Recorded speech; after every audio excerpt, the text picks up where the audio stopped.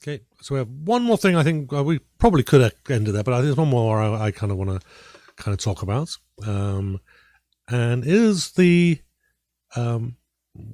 we as in Canada are getting hold of some useful, necessary things, like what was I? Oh, like protective equipment for the people on the front lines, like masks, gloves, and so on. And then we need to get those across the country. So rather than use the fairly efficient Canada Post, Justin Trudeau has decided to sign a contract with Amazon. Amazon, the ones that make people pee in a bottle rather than they're not allowed to take breaks. Particularly, I mean, we have laws in Canada that they don't have in the US, but this is happening in the US. No, but I'm pretty sure he's in violation of labor laws. You have to give people breaks. You have to be able to allow people to go to the washroom. I'm not sure what the US, how it is. Absolutely in Canada, yeah. No. In the U.S. labor law, you have to allow. So, for instance, building codes stipulate that you have to have bathrooms based on certain amount of occupancies in buildings. You have to be able to allow people access to bathrooms. It's a basic human right. You have to be able to allow that. He just chooses to ignore it, and because he's got all the money, people don't challenge him on it. Right. So I'm going to read a little bit. This was in the Global Mail. So Amazon workers. This was it. Titled Trudeau makes deal with Amazon.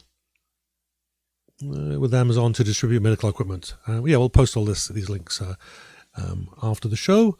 So about it, fixing the world. So here we go. So here's a quote. Amazon workers are happy that they have work, but what that announcement means in turn is that they will be physically pushed to do more under unsafe working conditions, said Ganandeep Kaur, who a postal worker and organizer with Warehouse Workers Centre, a Brampton, Ontario-based organisation, helping those in the warehouse and logistics sector. CAUR, C-A-U-R, and the centre recently started a petition signed by more than 450 people claiming that Amazon is failing to protect our health. And the petition alleges Amazon, which employs tens of thousands of people in Canada, has fulfillment centres in Ontario, British Columbia, Alberta, Manitoba, and Quebec, is refusing to give workers paid leave. And the he continues. The government made a deal with Amazon, and they never commented on the compensation of workers. She said, "I'm not happy about that. They actually are keeping a blind eye on it." There you go. I could go on, but that kind of gives and they're now being, and some of them are being forced to work 50 hours a week or more, and they're saying it's unsustainable. Go read the article. It's not surprising.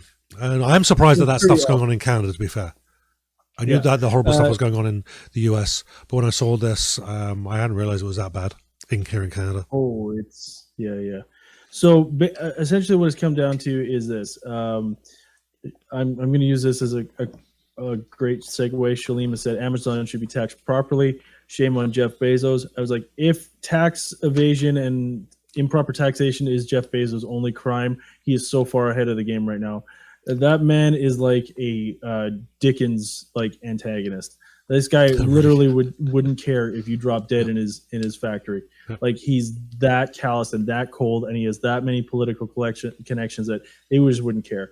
I'll find someone else to work for the pennies that I'll shell out. Well, I make millions. Shove it away and not pay taxes on it.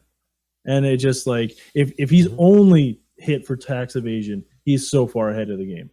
So far. This man, as we had talked about, Amazon not letting people literally pee in their water bottles because they won't allow them to go.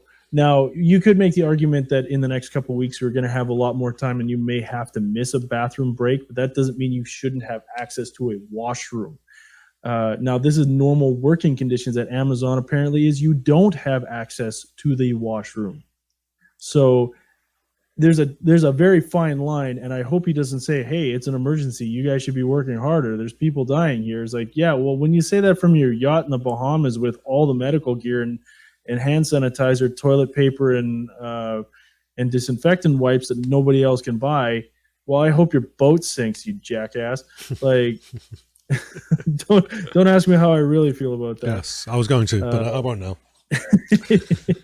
I don't, that kind of like, I am very centrist political. I believe that there's a certain amount of a marketplace, but that needs to be regulated. And that this guy represents everything that I absolutely hate about the capitalist system.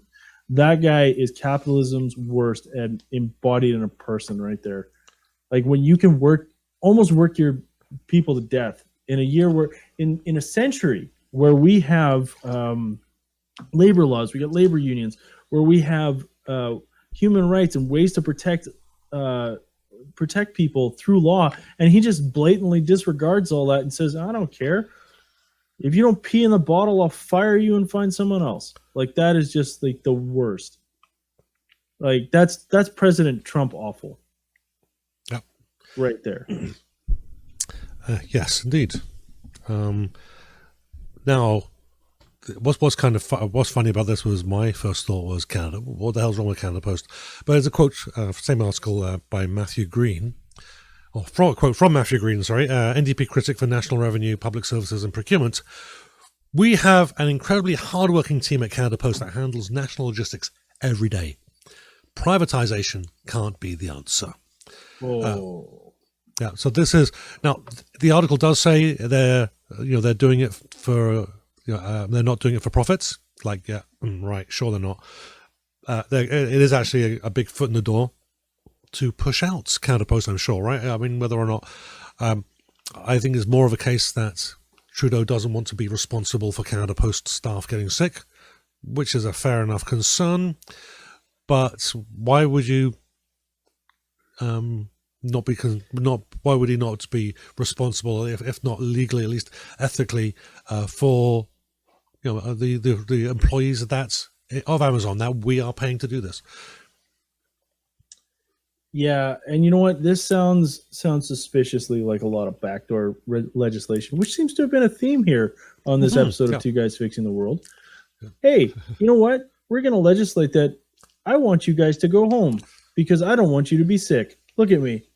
I'm such a good leader. I care about my federal employees. By the way, Amazon people, come on in. You can sit here. Yep. And hey, how about this? Purelator, why don't you guys sit here? And Federal Express, yeah, you guys come in here.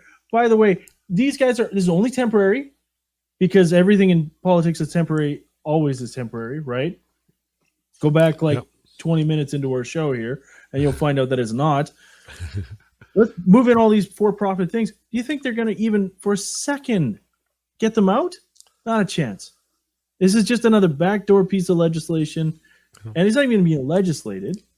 Backdoor decisions on a crown corporation from the top end management. I mean, I haven't seen stuff like this since the Harper days. Yep.